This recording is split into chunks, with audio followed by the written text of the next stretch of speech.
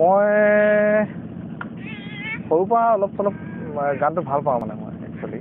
তাৰপিছত এনেই এটা দুটা গান লাহে লাহে শুনি শুনি আৰু এনেই আৰু হুঁহুৱাই থাকোঁ আৰু মই আশাবোৰ বুকুত বান্ধি ৰৈ আছো জুনমনি তোমাৰে সঁহাৰি বিচাৰি ঐ জান। নমস্কাৰ, আজি আমি আহিছোঁ উদয়মান শিল্পী পলাশ গগৈৰ ওচৰলৈ।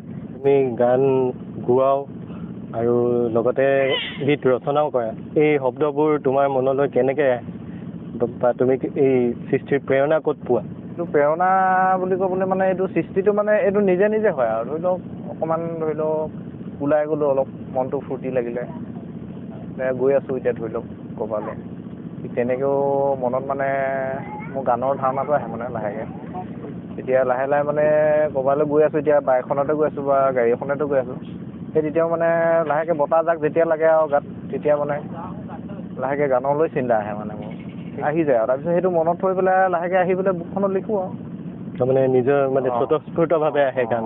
এটা মোৰ ভাল লগা গান এটা আছে, নীলাখামৰ চিঠিখনি।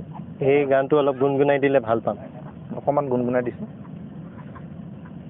নীলাখামৰ চিঠিখনি পঢ়িছানে জোনমণি, তাতে আছে কৰুণ কাহিনী ঐ জান, তাতে আছে কৰুণ কাহিনী।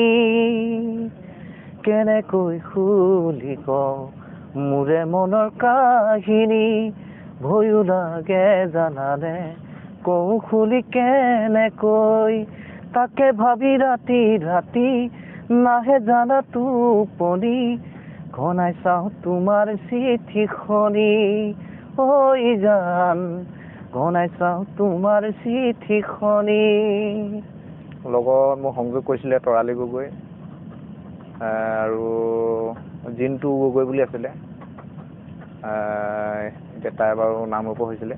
জিন্তু গগৈ আছিলে, এইফালে এই কি নাম হৈছিলে ৰ'ব, টিংখং হৈছিলে। এই গানৰ জগতখনলৈ তোমাৰ মানে কেনেকৈ আহিলা তুমি এইটো আমাক জনাবা নেকি? বিশেষকৈ গানৰ জগতখনলৈ অহাৰ ইচ্ছাটো মানে এইফালে আমাৰ কৰবী বা বুলি আছিলে নগাজানৰ, তাই লাহে লাহে শিকাইছিলে আৰু গানটো। তাৰপিছত লাহেকৈ বিশেষকৈ তাই মানে হেৰিয়লৈ গুচি গ'ল, এতিয়া বিশেষ কামৰ কাৰণে যাবলগীয়া হ'ল, ময়ো যাবগৈ নোৱাৰিলোঁ। তাৰপিছত ৰঞ্জিত দামাই ছাৰ বুলি আছে এজন, তেওঁৰ লগতে ধুনীয়াকৈ শিকিলোঁ। তেওঁ বহুত ধুনীয়াকৈ শিকায়ো, বিশেষকৈ আৰু আছে শিকিবলৈ, আগবাঢ়িব পৰা নাই বিশেষকৈ। তুমি লিখা গানবোৰৰ বিষয়ে অলপ ক'বা নেকি? হয়, এইটো অলপ হেৰি মিলাও নাই তেনেকৈ বস্তু মানে এনেই আৰু লিখি থৈছোঁ আৰু বিশেষকৈ আৰু বহুত কাম আছেই বাকী তেনেকৈ। তুমি কেইটামান গান লিখি থৈছা? লিখি থৈছোঁ তাৰে এটা নাচনী বুলি লিখা আছে, আৰু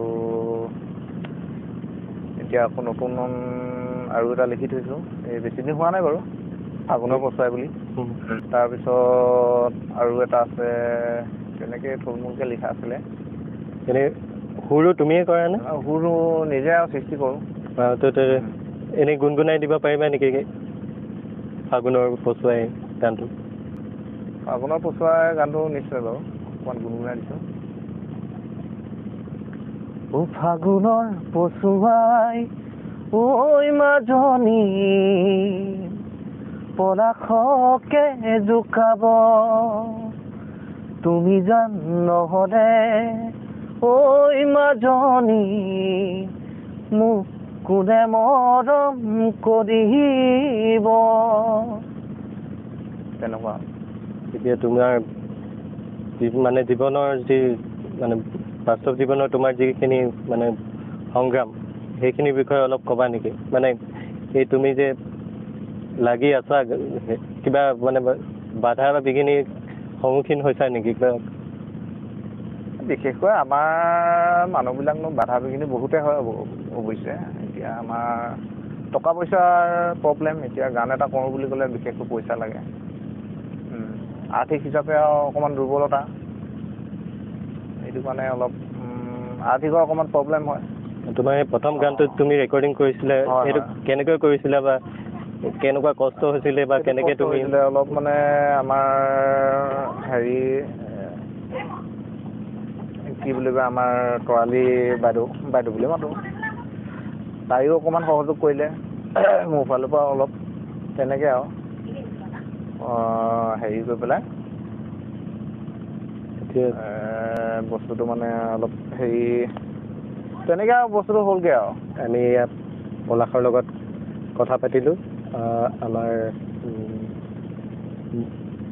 তেওঁ আমাৰ সুভাষিক তেওঁলৈ সদায় থাকিব তেওঁ আগবাঢ়ি যাওক তেওঁ প্ৰতিটো কাৰ্যতে সফল হওক তাৰে কামনা কৰি আজিৰ এই অনুষ্ঠান সামৰিছোঁ ধন্যবাদ